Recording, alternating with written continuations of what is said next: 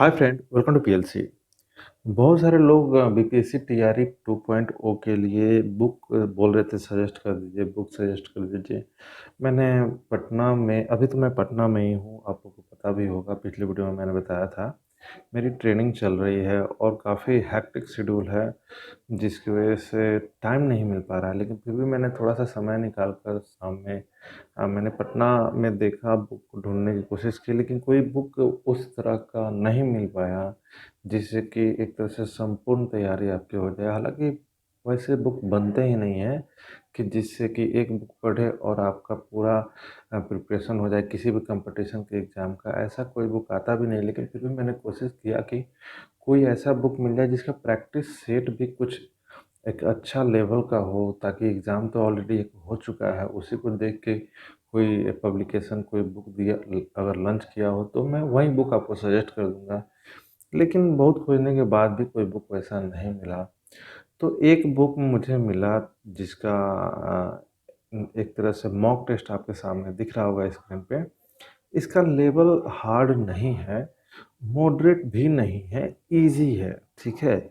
और ये बुक का नाम मैं यहाँ पे आपको दिखा दे रहा हूँ। ये बुक का नाम है, ठीक है? आप क्या कर सकते हैं, इस बुक को आप परचेज़ कर सकते हैं, लेकिन आप इसको इस उम्मीद से परचेज़ ना कीजिए कि सारी तैयारी आपकी इससे हो जाएगी। हाँ, लेकिन इसको अगर आप सॉल्व करते हैं, तो एक कॉन्फिडेंस आपको देगा। कई बार ऐसा होता है कि ईज़ी क्वेश्चन भी कभी-कभी बना लेना चाहिए, जिससे कि थोड़ा-सा कॉन्फिडेंस आ जाए और आपको थोड़ा-सा ये लगे कि अरे इतना तो हमसे हो ही जा रहा है, अब थोड़ा-सा और बस तैयारी करना रह गया है।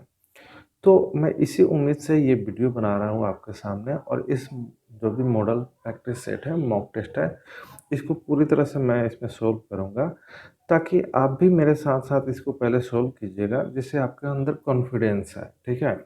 और ऐसा बात नहीं है कि मैं जो मॉक टेस्ट दे रहा हूँ, वो देना बंद कर दूँगा। अभी समय की कमी है, तो ये ज़्यादा आएँगे, वो कम आएँगे जो मेरा ओरिजिनल मॉक टेस्ट है। लेकिन वो भी मॉक टेस्ट मैं दूँगा, उसे बनाने में टाइम लगता है, क्योंकि बहुत सारे क्वेश्चन को फ़िल्टर करना होता है नेट से, और फिर आपको आपके लिए फिर वो कंपाइल करके देना होता है। तो वो भी मेरा मॉक टेस्ट आएगा और साथ में 1-2 ये भी आएगा, तो दोनों आप एन्जॉय कर सकते हैं। दोनों आपको कहीं न कहीं हेल्प करेगा, अलग-अलग वे में। तो चलिए शुरू करते हैं। पहला जो क्वेश्चन है, कह रहा है कि first generation computer used. First generation computer में वैक्यूम ट्यूब का इस्तेमाल किया गया था। यहाँ पे ट्यूबर लिखा है, तो देखिए कोई भी बुक जब प्रिंट होता है, अगर काफ़ी हड़बड़ी में प्रिंट हो रहा है तो टाइपिंग एरर ज़्यादा देखने को मिलेगा। लेकिन थोड़ा बहुत टाइपिंग एरर देखने को मिल जाएगा, तो उसे आप क्या कीजिएगा, इग्नोर कीजिएगा, उतना तो आप लोग समझदार हैं ही। निबल, एक निबल में 4 बिट होते हैं। मैं काफ़ी फास्ट चलूँगा, ठीक है? कहीं-कहीं लगेगा स्लो चलने का, तो स्लो भी चलूँगा। रो फैक्ट को ही डाटा बोलते हैं, ठीक है? ये क्रे एक्सएमपी जो भी कंप्यूटर का नाम दे रहा है, ये सुपर कंप्यूटर है। हालाँकि कंप्यूटर का मॉडल देखकर उसका कोई टाइप नहीं पूछा जाता है, इस तरह का क्वेश्चन देखने को आपको नहीं मिलेगा। ठीक है, बैंकिंग वगैरह क्वेश्चन कभी-कभी 1-2 मिल जाते हैं, लेकिन इसमें देखने को नहीं मिलेगा। 5वां जो है, इसमें बोल रहा है कि ऑपरेटिंग सिस्टम कौन है? तो आपको पता है कि ये भी ऑपरेटिंग सिस्टम है, एमएस-डॉस और यूनिक्स भी है, तो सही आंसर क्या हो जाएगा? सी। छठा क्या कर रहा है, इस language processor that converts assembly language to machine language. तो असेंबलर का ही काम है असेंबली लैंग्वेज से मशीन लैंग्वेज में कन्वर्ट करने का। 7वां नंबर जो क्वेश्चन है, कह रहा है कि नॉट ए कंप्यूटर लैंग्वेज। तो ओरेकल कोई कंप्यूटर लैंग्वेज नहीं होता है। 8 नंबर जो क्वेश्चन है, first generation computer. First generation computer में वैक्यूम ट्यूब का इस्तेमाल किया गया था, और साथ में ये सब भी इस्तेमाल किया गया था, तो सही आंसर क्या हो जाएगा? D, all of the above, ठीक है?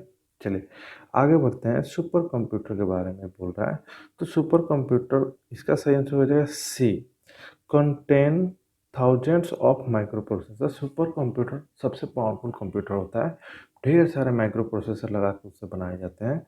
जितना ज़्यादा माइक्रो प्रोसेसर होता है, उतना ज़्यादा उसका कैपेसिटी बढ़ जाता है। Most powerful computer is super computer. सबसे ज़्यादा पावरफुल क्या होता है? Super computer. इसे एक अरेंज में भी आप याद कर सकते हैं। सबसे छोटा कंप्यूटर होता है माइक्रो, फिर मिनी, फिर मेन फ्रेम, फिर सुपर। तो 4 कंप्यूटर के टाइप होते हैं साइज के आधार पे। माइक्रो का सबसे कम कैपेसिटी होता है, मिनी का उससे ज़्यादा कैपेसिटी होता है, मेन फ्रेम का उससे भी ज़्यादा कैपेसिटी होता है और सुपर कंप्यूटर का सबसे ज़्यादा कैपेसिटी होता है। ये कैपेसिटी प्रोसेसिंग का भी हो सकता है, स्टोरेज का भी हो सकता है, हर तरह का हो सकता है। 11 नंबर क्वेश्चन देखते हैं।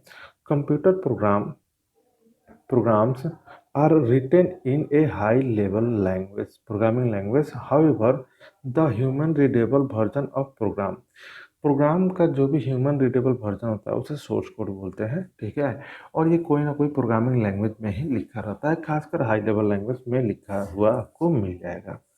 12 नंबर जो क्वेश्चन है उसे देखते हैं।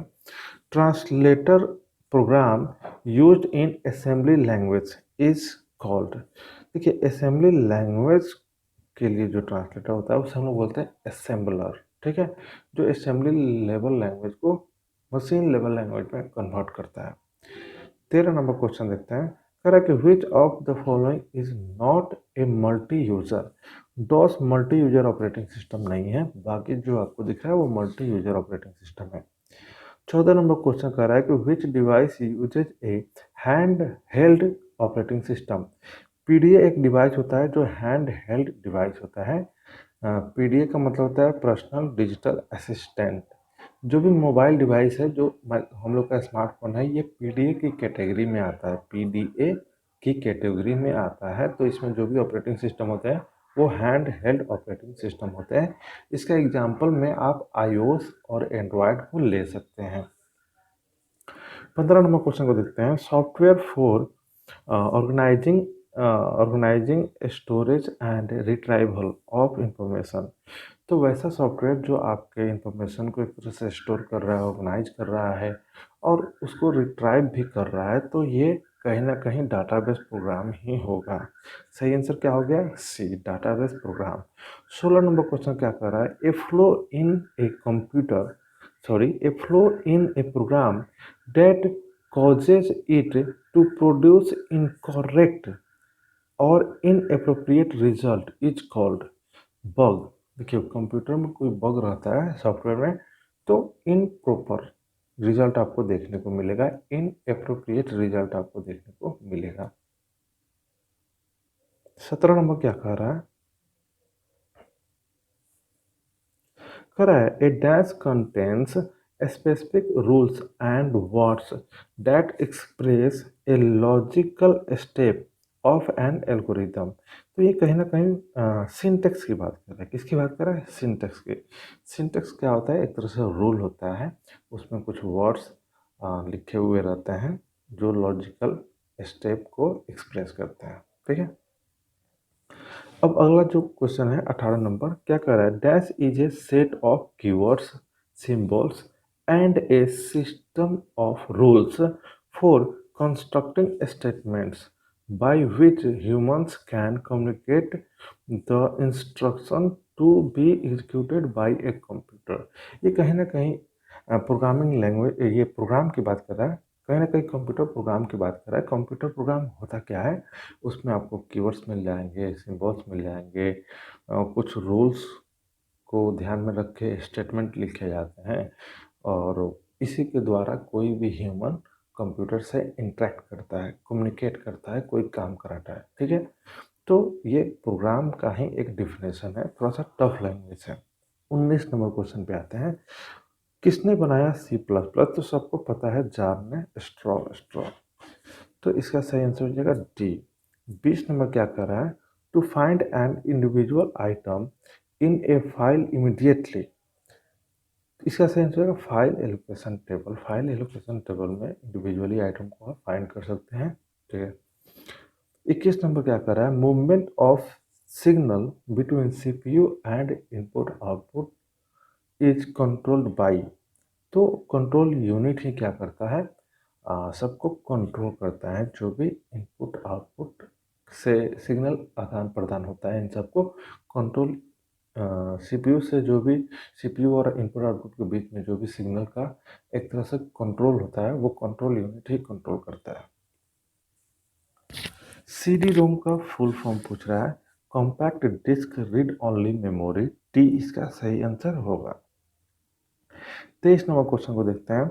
It is better to copy a file from a floppy disk to a hard disk, then open the copy on the floppy disk because। देखिए ये क्वेश्चन का सही आंसर क्या है, ये हो जाएगा D. Reading a hard disk is much faster and safer. ये क्या कह रहा है कि आप किसी फ्लॉपी डिस्क के डाटा को हार्ड डिस्क में कॉपी कर दीजिए, फिर उसके बाद जो आपने कॉपी किया है उसे आप ओपन कर लीजिए, ठीक है। तो ऐसा करना इसीलिए अच्छा रहेगा आपके लिए, ताकि हार्ड डिस्क क्या होता है, फास्ट होता है। किसके मुकाबले फास्ट होता है, वो फ्लॉपी डिस्क के मुकाबले फास्ट होता है, ठीक है। अब आते हैं नेक्स्ट पेज में। नेक्स्ट पेज में 24 नंबर क्वेश्चन, ठीक है। 24 क्या कर रहा है, a device that provides emergency power to your computer and protect it against power surges is called. तो आपने कहीं ना कहीं इस्तेमाल किया होगा यूपीएस का, ठीक है। तो यहाँ यूपीएस की ही बात की जा रही है, ठीक है। उसका फुल फॉर्म क्या होता है, uninterruptible power supply. UPS UPS हम लोग इसीलिए इस्तेमाल करते हैं ताकि एक लाइट, ताकि उसका एक तो कारण ये है कि लाइट अगर कट जाए तो थोड़ा सपोर्ट आपको मिल जाए, और उस दौरान आप फाइल वगैरह को सेव करके फिर आराम से अपने कंप्यूटर सिस्टम को बंद कर दें। और साथ में ये भी होता है कि कई बार लाइट फ्लक्चुएट करता है, तो इससे भी आपके कंप्यूटर को वो प्रोटेक्शन देता है। 25 नंबर क्वेश्चन क्या कर रहा है, पास्कल। तो पास्कल क्या है, पास्कल एक प्रोग्रामिंग लैंग्वेज है, ठीक है। पास्कल क्या है, एक प्रोग्रामिंग लैंग्वेज है। आइए 26 नंबर को देखते हैं। कह रहा है कि which of the following is and invalid variable. तो सबको पता है कि नंबर से शुरू नहीं होना चाहिए कोई भी वेरिएबल, तो इनवैलिड वेरिएबल बी हो गया। ये सी प्लस प्लस के क्वेश्चन की कैटेगरी में जा सकता है, ठीक है। अब आते हैं 27 देखते हैं। कह रहा है कि which is the correct form of declaration of dictionary. तो आपको पता होगा डिक्शनरी का कंसेप्ट कहाँ है, पाइथन में। तो ये पाइथन का क्वेश्चन हुआ, इसका सही आंसर हो जाएगा ए, ठीक है। इसका सही आंसर क्या हो जाएगा, ए। डिक्शनरी एक तरह का डाटा टाइप ही है जिसमें की और वैल्यू के पेयर में ही आपको डाटा देखने को मिलेगा। तो डाटा आइटम अगर पूछा जाए तो एक, दो, तीन ही डाटा है इसमें। हर डाटा की वैल्यू पेयर में ही रहता है, ठीक है। लेकिन यहाँ पे थोड़ा सा देख लीजिए, मिस प्रिंटिंग भी आप बोल सकते हैं। यहाँ इक्वल टू होना चाहिए, क्या होना चाहिए, इक्वल टू, ठीक है। तब जाकर वो सही होगा। हम्म, ठीक है ठीक है, बाकी सब में गलती है, कहीं ना कहीं थोड़ा बहुत गलती है। जैसे कि यहाँ सेमी कोलन का यूज कर लिया गया है, तो ये तो गलती हो गया। फिर उसी तरह से देख लिया जाए, यहाँ पे बिग ब्रैकेट का यूज कर लिया गया है, तो ये भी हो गया गलती। यहाँ भी कोलन तो दिया ही नहीं गया है, की और वैल्यू के बीच में कोलन नहीं दिया गया, तो ये भी है गलती। तो सही आंसर क्या हो जाएगा, ए। हाँ, लेकिन ए में पहले से क्या था, थोड़ा सा मिस प्रिंटिंग था, उसको मैंने करेक्ट कर दिया।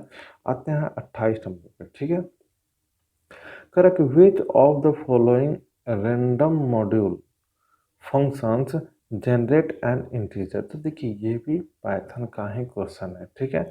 रैंडम मॉड्यूल की बात कर रहा है और वो क्या जनरेट करता है, इंटीजर वैल्यू। देखिए रैंडम मॉड्यूल में ऐसे ऐसे फंक्शन है जो रैंडम नंबर जनरेट करते हैं, तो फ्लोट भी जनरेट कर सकते हैं। लेकिन यहाँ पे इंटीजर की बात की जा रही है, तो रैंड इंट एक ऐसा फंक्शन है जो रैंडम नंबर इंटीजर फॉर्म में आपको देगा। 29 नंबर क्वेश्चन पे आ रहे हैं। कह रहा है कि what is the difference between R plus and W plus mode. तो फाइल इनपुट आउटपुट अगर आप लोगों ने पढ़ा होगा तो इसका सही से जवाब आप दे सकते हैं। इसका सही आंसर क्या हो जाएगा, B. In R plus mode the pointer is initially placed at the beginning of the file. For W plus the pointer is placed at the end। मतलब कि फाइल इनपुट आउटपुट में एक फाइल होता है, तो अगर आपने उसे R प्लस मोड में ओपन कर दिया तो जो भी पॉइंटर है, मैं यहाँ थोड़ा सा एक स्केच बना देता हूँ। पॉइंटर यहाँ आ जाएगा, यहाँ आने का मतलब क्या है कि स्टार्टिंग से वो रीड करेगा। लेकिन W प्लस के थ्रू अगर आप फाइल को ओपन करते हैं तो फाइल के आखिरी में आ जाएगा, इस सब पूरा डाटा है, समझ लीजिए कि ये सब क्या है, पूरा का पूरा डाटा है।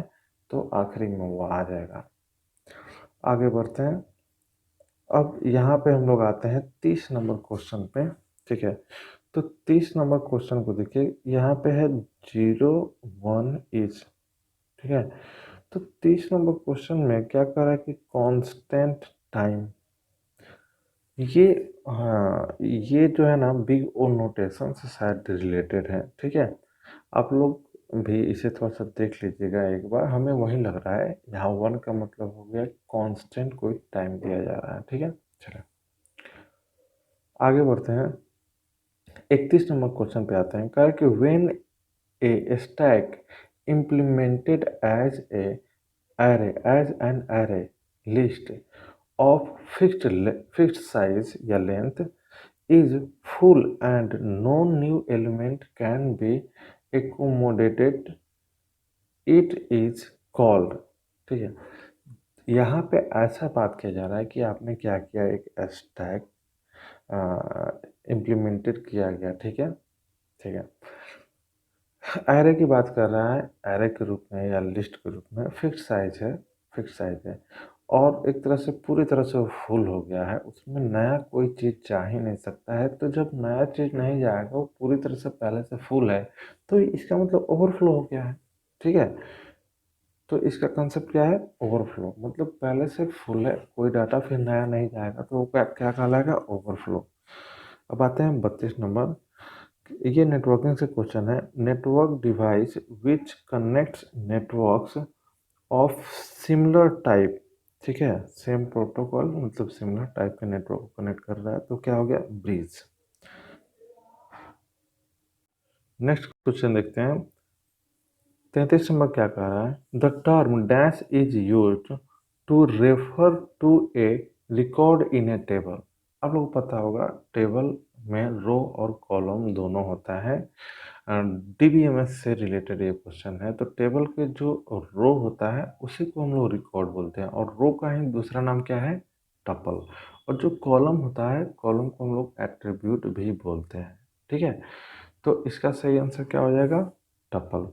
The term dash is use to refer to a record. ठीक है, हालांकि अगर बुक में देखिएगा तो सही है, आंसर गलत नहीं दिया, टपल ही है। चलिए, हाँ, 34 नंबर क्वेश्चन को देखते हैं। Dash is dash sorry the dash clause of select query allow us to select only those rows in the result that satisfy a specified condition। तो इसके लिए हम लोग where clause का इस्तेमाल करते हैं। जब आप select कमांड का इस्तेमाल करते हैं, और फिर उसमें क्या होता है कि ढेर सारे कॉलम का आप नाम देते हैं, और उसके बाद आप चाहते हैं कुछ रो को फिल्टर कर लिया जाए, तो फिर आपको वेयर क्लॉज का इस्तेमाल करना होगा। 35 नंबर क्वेश्चन पे आते हैं। ठीक है, 35 क्या कह रहा है कि which SQL function is used to count the number of rows in SQL query. तो इसके लिए डी सही आंसर है, काउंट। देखिए, स्टार के साथ एक काउंट है और एक काउंट बिना स्टार का है, तो यहाँ पे ध्यान रखिएगा स्टार के साथ। ठीक है, स्टार के साथ। अब चलते हैं आगे, नेक्स्ट क्वेश्चन 36 पे। 36 नंबर क्वेश्चन क्या कर रहा है, what type of memory gets lost when you switch off. तो देखिए, एकदम आसान सा क्वेश्चन है। जब कंप्यूटर स्विच ऑफ होता है, तो रैम से डाटा गायब हो जाता है। कहाँ से, रैम से डाटा गायब हो जाता है। चलिए, 37, what is the name of the program that control the computer. Computer को कंट्रोल करने की जब बात आएगी, तो ऑपरेटिंग सिस्टम ही एक ऐसा प्रोग्राम है जो पूरे कंप्यूटर को कंट्रोल करता है। अब आउटपुट के बारे में बात किया जाए, द आउटपुट इज। 38 नंबर क्वेश्चन का सही आंसर हो जाए D, what the processor gives to the user. Processor से लेकर यूजर को देना ही आउटपुट कहलाता है। ठीक है, चलिए 39 नंबर क्वेश्चन को देखते हैं। An error is also known as bug. 40 नंबर, डाटा और इन्फॉर्मेशन डाटा और information used to run the computer is called. ठीक है। 40 नंबर क्वेश्चन का सही आंसर होगा सॉफ्टवेयर। सॉफ्टवेयर में डाटा भी होता है, इंफॉर्मेशन भी होता है। ठीक है, दोनों होता है, दोनों मिलकर क्या करते हैं, कंप्यूटर को रन करते हैं।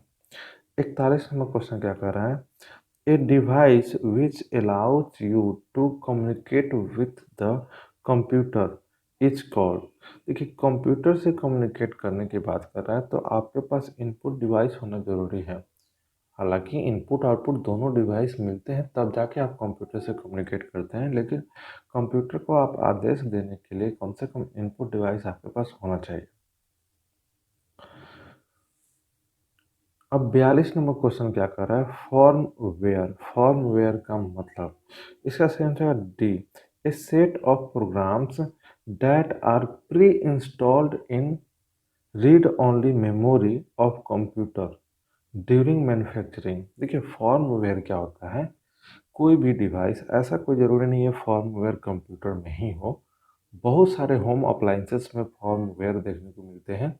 इवन जो टोस्टर होते हैं जिसमें हम लोग ब्रेड लगाते हैं और कुछ समय के बाद वो ब्रेड वापस जंप कर देता है, तो उसमें भी एक छोटा सा सॉफ्टवेयर होता है जो फॉर्मवेयर के रूप में होता है।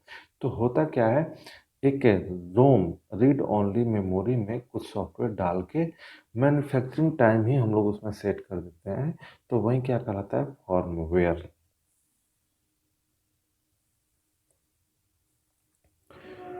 43 नंबर कह रहा है कि where is the disk input, sorry, where is the disk put in a computer. तो डिस्क की बात कर रहा है तो इन डिस्क ड्राइव। ये एकदम काफी आसान सा क्वेश्चन, छोड़िए इस पर क्या डिस्कशन करना। 44 नंबर पे आते हैं, a hard copy of a document is. देखिए, जो भी प्रिंटर से हम लोग प्रिंट करके निकालते हैं उसे ही हम लोग क्या बोलते हैं, हार्ड कॉपी। तो printed by the printer. 45, the binary system is a number system. Binary system का बेस पूछ रहा है तो इसका क्या हो जाएगा, 2। 46, a flaw in a computer that causes it to produce incorrect. वो सेम क्वेश्चन फिर से ये क्या कर दिया, रिपीट कर दिया। ये क्वेश्चन ऑलरेडी इससे पहले भी हम लोगों ने कर लिया था। देखिए क्या कर रहा है, अब सी डी रोम डिस्क के बारे में बता रहा है। तो can be written to only once. हाँ, रोम का मतलब होता है रीड ओनली मेमोरी। तो can be written to only once, CD ROM में होता क्या है कि एक बार आप डाल देते हैं और बस उसको पढ़ते हैं, फिर दोबारा उसमें आप कुछ नहीं डाल सकते हैं, बस उसको रीड ही कर सकते हैं। 48 क्वेश्चन को देखते हैं, सुपर कंप्यूटर के बारे में। डी इसका सही आंसर होगा। ठीक है, is often used by researchers due to its computing capability. खासकर साइंटिस्ट लोग यूज करते हैं रिसर्च में, इन्वेशन में। जैसे कि आपको पता होगा कि स्पेसशिप वगैरह जाता है, जैसे कि रॉकेट वगैरह लॉन्च किया था, उसमें फाइटर प्लेन, जो भी जेट फाइटर को कंट्रोल करने के लिए, या जो भी एटॉमिक जो भी रिसर्च होता है उसमें इसका इस्तेमाल किया जाता है। वेदर फोरकास्टिंग में इस्तेमाल किया जाता है बहुत सारा, लेकिन साइंटिफिक यूज में ही इसका इस्तेमाल किया जाता है। चलिए अब नेक्स्ट क्वेश्चन देखते हैं, 49।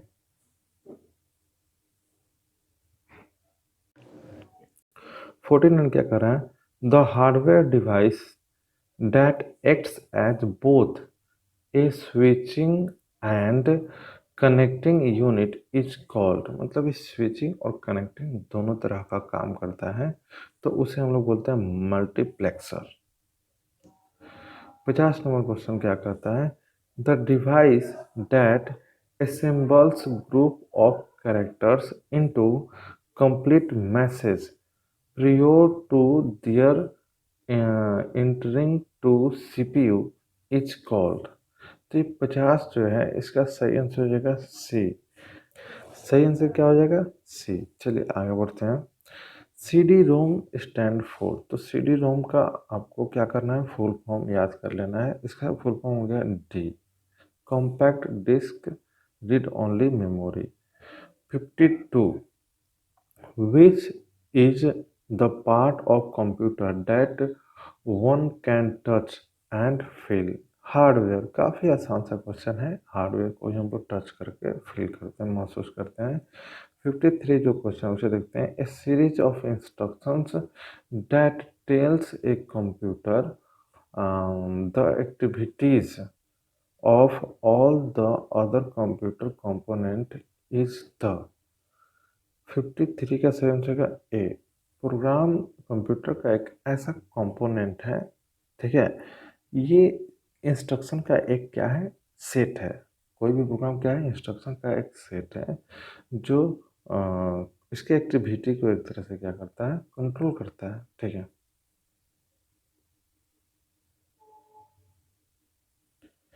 54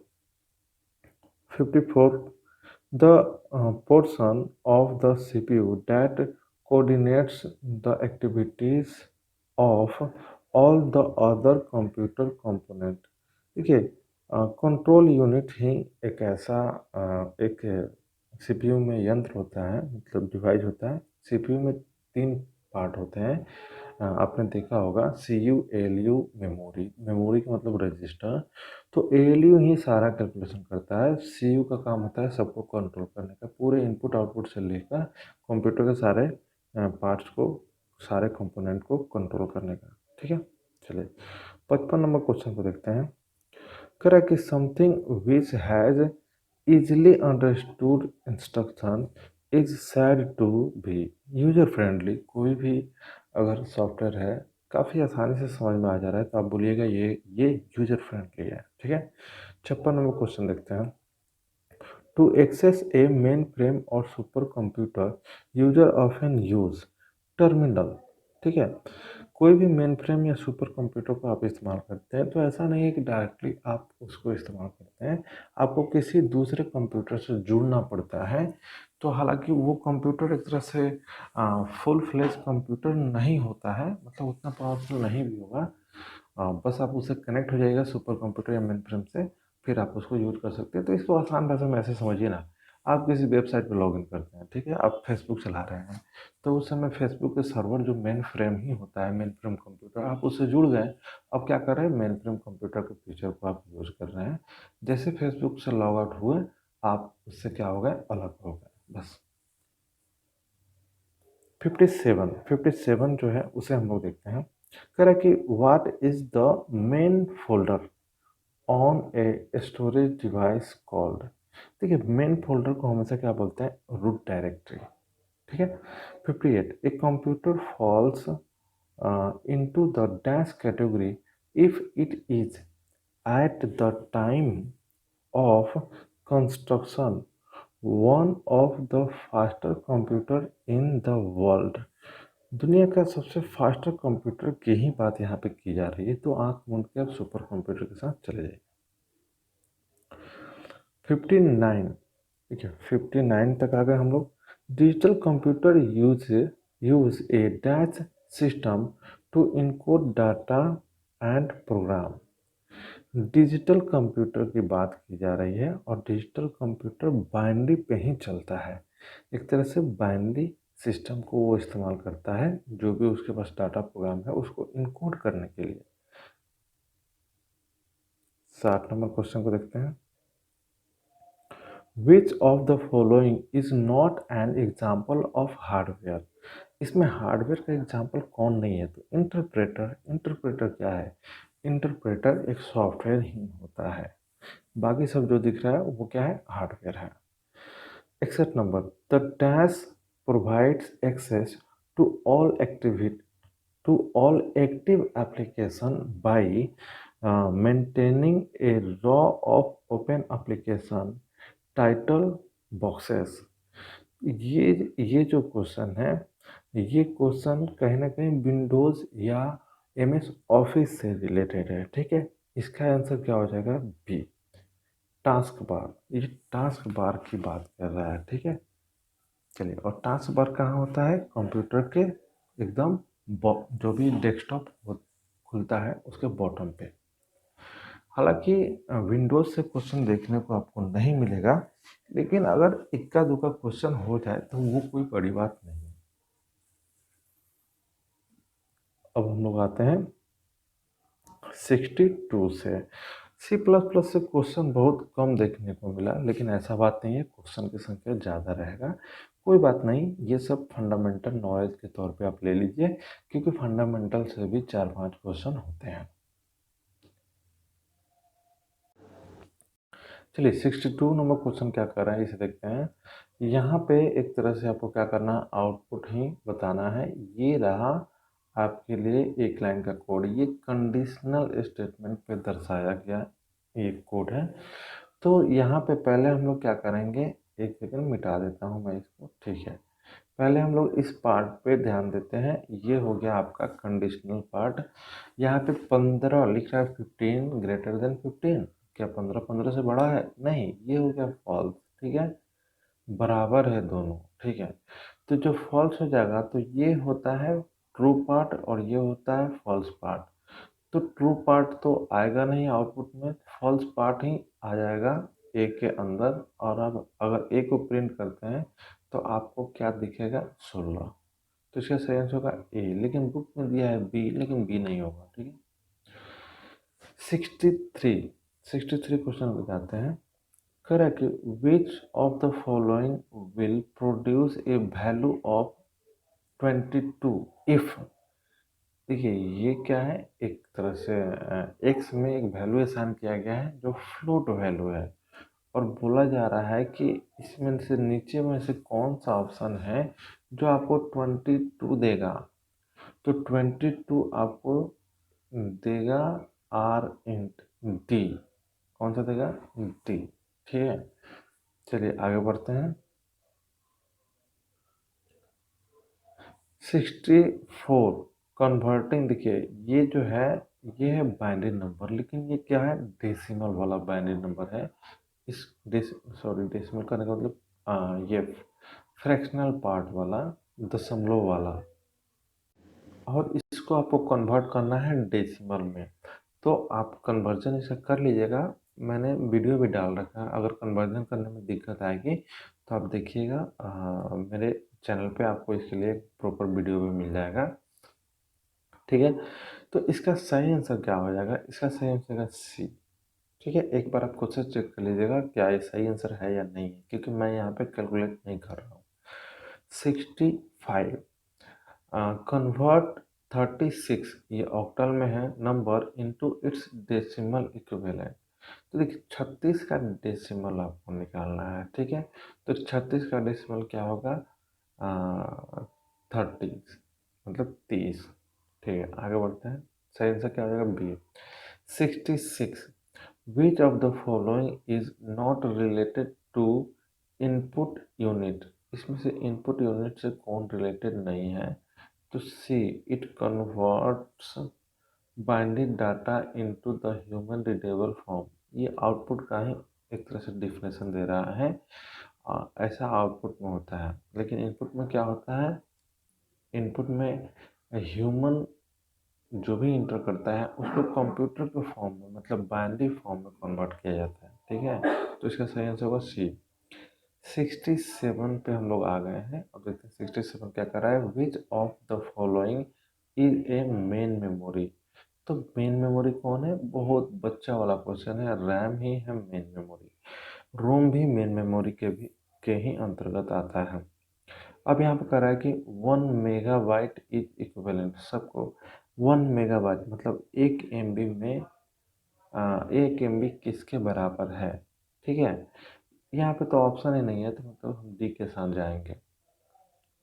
69 which one of the following is an impact printer. देखिए इम्पैक्ट नॉन इम्पैक्ट प्रिंटर का दो टाइप है। बड़ा अच्छा क्वेश्चन एक तरह से देखा जाए तो, ठीक है। 69 इसका सही हो जाएगा बी, डेजिबल प्रिंटर। ये इम्पैक्ट प्रिंटर है, ठीक है। डेजिबल प्रिंटर ऐसा प्रिंटर जो पेपर को कहीं ना कहीं पीट के, ठोक के प्रिंट करता है, तो वो इम्पैक्ट प्रिंटर कहलाता है। बहुत आवाज़ करता है, जैसे कि आप टाइपराइटर मशीन देखेंगे, खट खट खट खट पेपर पर एकदम हैमर करता है, तो वो इम्पैक्ट प्रिंटर के कैटेगरी में जा सकता है, लेकिन टाइपराइटर तो कंप्यूटर से चलता नहीं है, तो आप उसे प्रिंटर नहीं पुकार सकते। लेकिन अगर कैटेगरी में डाला जा सकता है तो वो इम्पैक्ट में ही जाएगा। 70 पे आते हैं। कह रहा है कि peripheral devices such as printers and monitor are considered. आपको पता होगा कि जो भी प्रिंटर मॉनिटर क्या है, ये हार्डवेयर है, ठीक है। बहुत ही इजी क्वेश्चन था ये। 71, what type of device is a computer printer. अब ये कौन नहीं बताएगा, आउटपुट डिवाइस है। SMPS का फुल फॉर्म देख लीजिएगा आप, SMPS का फुल फॉर्म क्या होता है। कुछ फुल फॉर्म तो आपको याद करना ही होगा इसका। इस अच्छा, सॉरी, फुल फॉर्म नहीं है ये। SMPS इज यूज्ड फॉर, तो इसका सही आंसर क्या हो जाएगा, B, obtaining control DC power supply, ठीक है। SMPS एक बड़ा सा बॉक्स होता है, कंप्यूटर CPU के अंदर अंदर ही होता है। SMPS are based on dance principle. जो SMPS होता है वो चॉपर प्रिंसिपल पे होते हैं। अब इसे रट जाइएगा क्योंकि ये तो हमें भी पहली बार मिल रहा है। अब SMPS को उतना डिटेल में कंप्यूटर साइंस में तो नहीं ये पढ़ा जाता है, हो सकता है बीटेक वगैरह में इसको पढ़ा जाता हो। अब आते हैं 74 पे, ठीक है। 74 क्या कर रहा है, a computer portable and easy to carry by traveller is. Laptop ही इसका आंसर होगा। लैपटॉप ही बहुत पोर्टेबल होता है जिसको आराम से आप कैरी कर सकते हैं। 75, storage media such as CD read and write information using dash. देखिए ये सीडी की बात कर रहा है, ठीक है। तो अगर आपने सीडी को गौर से कभी देखा होगा, सीडी को खोल के, तो लेज़र लाइट के सिद्धांत पर काम करता है। उसमें से लेज़र लाइट निकलता है और वो डिस्क पे टकरा के फिर वापस जाता है लेंस में। तो आप लोगों ने नहीं देखा होगा तो इसे बस रट लीजिए, लेज़र लाइट पे वो काम करता है। अब बाकी का जो कुछ क्वेश्चन है वो इधर है, इसे भी जल्दी जल्दी में देख लेते हैं, ठीक है। कह रहा कि an alternate name for the completely interconnected network technology is। Interconnected, completely interconnected, तो कंप्लीटली इंटरकनेक्टेड तो मेसी है। 77 नंबर पे आते हैं। कह रहे कि which of the following item is not used in local area network. LAN की बात कर रहा है, ठीक है, जिससे इसका फुल फॉर्म होता है लोकल एरिया नेटवर्क। तो इसका सही आंसर क्या हो गया, मोडेम। तो इसका मोडेम का इस्तेमाल लोकल एरिया नेटवर्क में नहीं होता है। मोडेम का काम क्या है, एनालॉग को डिजिटल में कन्वर्ट करना और डिजिटल को एनालॉग में कन्वर्ट करना, यही काम होता है मोडेम का। तो मॉड्यूलेशन डीमॉड्यूलेशन तकनीक को इस्तेमाल करता है, इसीलिए इसका नाम पड़ गया modem. 78, RAM is dash in nature. तो रैम भूल जाता है, जैसे लाइट करता है ये अपना डाटा भूल जाता है, इसीलिए इसको वोलाटाइल मेमोरी बोलते हैं। मैं ये भूल जाना वर्ड इसीलिए इस्तेमाल किया क्योंकि बहुत सारे लोग कंफ्यूज हो जाते हैं जब भी रैम रोम की बात होती है। तो रैम वोलाटाइल है, रोम नॉन वोलाटाइल है। नॉन वोलाटाइल मतलब नहीं भूले, तो रोम नहीं भूलता है। वोलाटाइल मतलब भूल जाए, रैम भूल जाता है, लेकिन भूलता कब है, जब लाइट नहीं मिलता उसको। आते हैं 79 पे। डैश कंसिस्ट ऑफ वन और more magnetic disk content in a box. ये क्या किसके बारे में बात कर रहा है, हार्ड डिस्क के बारे में, जो कि ऑप्शन में तो नहीं है। नहीं है, ठीक है। अब इसको बुक में दिया है लाइट में, लेकिन ऐसा कुछ नहीं है। इसका सही आंसर होगा डी, ठीक है। होता क्या है कि मैग्नेटिक डिस्क, एक के ऊपर एक मैग्नेटिक डिस्क रखा होता है, एक बॉक्स में पैक रहता है, ऐसा हार्ड डिस्क में ही होता है। 80 नंबर, ये लास्ट क्वेश्चन है, अब देखते हैं इसके बारे में। Dash use diagnostic routine to test system for equivalent equipment failure. हमने इक्विवेलेंट पढ़ दिया, लेकिन क्या है इक्विपमेंट फेल्योर। इसका सही आंसर हो जाएगा booting booting is diagnostic routine to test system for equipment failure. सही बात है, जब आप बूटिंग करते हैं तो उस दौरान ये भी चेक किया जाता है। बायोस का आपने सुना होगा, BIOS, basic input output system. एक तरह से ये चेक करता है कि जो भी इनपुट आउटपुट सिस्टम है वो सही से काम कर रहा है कि नहीं, कोई इक्विपमेंट फेल तो नहीं ना हो गया है। तो ये सब बूटिंग के दौरान ही चेक किया जाता है। चलिए, ये रहा आपका आखिरी क्वेश्चन। 40 मिनट का वीडियो हुआ, लंबा तो हो ही गया। मिलते हैं किसी नेक्स्ट वीडियो में। अगर ये भी वीडियो आपको अच्छा लगा हो, इस तरह का वीडियो और भी चाहिए तो ज़रूर कमेंट कीजिएगा। और इसे आप बोल सकते हैं कि ये MCQ का लाइट वर्जन है। ठीक है, देखने के लिए थैंक यू। मिलते हैं नेक्स्ट वीडियो में।